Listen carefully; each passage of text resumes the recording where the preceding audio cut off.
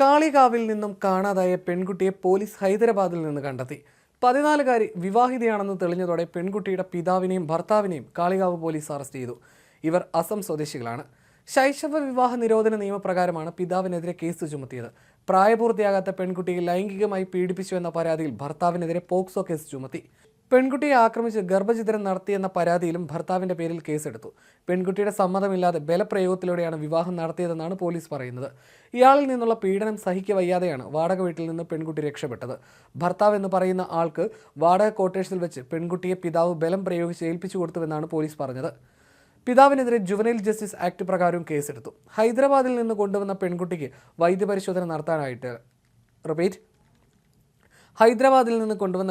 വൈദ്യപരിശോധന നടത്താനായിട്ടില്ല.